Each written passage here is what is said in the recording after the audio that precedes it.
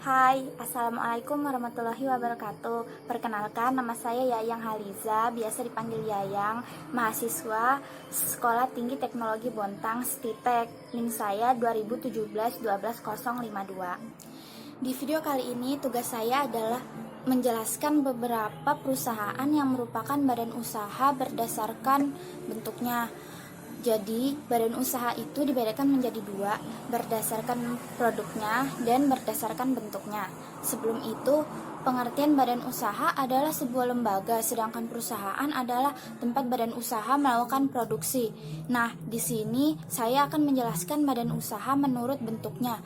Badan usaha menurut bentuknya itu ada 6. Yang pertama, perusahaan persero atau perusahaan milik perseorangan. Contohnya itu Next King Sablon punyanya Mas Sahrul Rasyid, anak STITEK juga, yang ada di Rawa Indah, Jalan KS Tubun nomor 32 RT 16, Bontang Selatan. Next King Sablon ini adalah tempat untuk menyablon baju. Pemiliknya adalah Mas Sahrul Rasyid. Dia yang menjalankan, mengelola, menyablon, memasarkan hingga lain-lain semuanya dihandle sama Mas Sahrul. Terus kalau ada apa-apa yang tanggung jawab juga Mas Sahrul. Next, yang kedua adalah firma. Firma adalah badan usaha yang didirikan oleh 2 orang atau lebih dan bertanggung jawab penuh atas perusahaannya. Contohnya itu Seblak Cimi yang ada di Pujasera Imam Bonjol. Ini dimiliki oleh 2 orang, yaitu Mbak Cika dan Mbak Mia. Dari modalnya itu pinjaman atas nama mereka berdua. Segala operasional dan tanggung jawab kalau ada apa-apa juga atas nama Mbak Cika dan Mbak Mia. Yang ketiga adalah perusahaan komanditer atau CV. Pengertiannya itu adalah kumpulan beberapa perusahaan yang melakukan usaha bersama di mana seorang pemodal menjadi pemimpinnya. Contoh yang saya ambil adalah CV Surya Lestari yang ada di Jalan Insinyur Haji Juanda nomor 5 RT 32 Tanjung Laut Bontang Selatan. Nah, di CV Surya Lestari ini dimodali oleh Ibu Yulianti dan Bapak Arfan Kolit selaku direktur dan wakil direktur. Sedangkan operasionalnya dipegang oleh Bapak Arfan dan penanggung jawabnya juga Bapak Arfan. Mengapa demikian? Kenapa operasional dan PJ-nya dipegang oleh wakil direktur bukan direkturnya? Itu karena satu, wakil direktur itu sebagai sekutu aktif yang memimpin atau menjalankan perusahaan dan bertanggung jawab penuh atas utang perusahaan. Yang kedua, direktur sebagai sekutu pasif yang hanya menanamkan modal ke sekutu aktif dan tidak ikut campur urusan operasional perusahaan. Selanjutnya yang keempat itu adalah persero terbatas atau PT, yaitu perusahaan yang terdiri lebih dari 1 orang dengan modalnya berbentuk saham. Contoh PT yang saya ambil adalah PT Pupuk Kaltim yang cabang Bontangnya ada di Jalan James Simanjuntak nomor 1 Bontang Kaltim.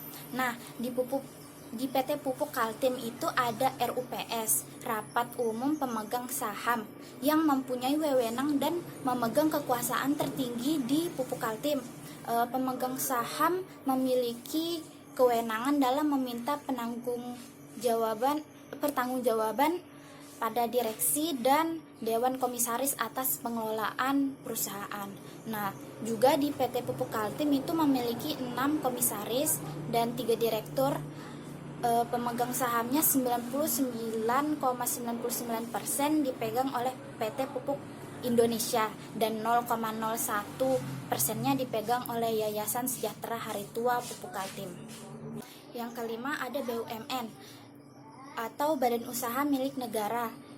Badan usaha milik negara ini seluruh atau sebagian modalnya dimiliki oleh negara. Contoh yang saya ambil yang seluruh modalnya dimiliki oleh negara yaitu Pegadaian. Pegadaian ini kantor pusatnya ada di Jakarta Pusat, sedangkan di Bontang cabangnya ada sekitar 8. Pegadaian adalah tempat untuk untuk mendapatkan pinjaman secara mudah, cepat, dan aman dengan sistem menggadaikan barang berharga. Modal Pegadaian ini berasal dari negara Republik Indonesia sehingga 100% sahamnya dipegang oleh negara yang diwakili oleh pemerintah Republik Indonesia atau Kementerian BUMN, di mana negara Republik Indonesia menjadi entitas induk akhir. terakhir, yang keenam ada koperasi. Koperasi ini badan usaha yang dijalankan secara bersama-sama dengan prinsip kebersamaan dengan tujuan mensejahterakan anggotanya.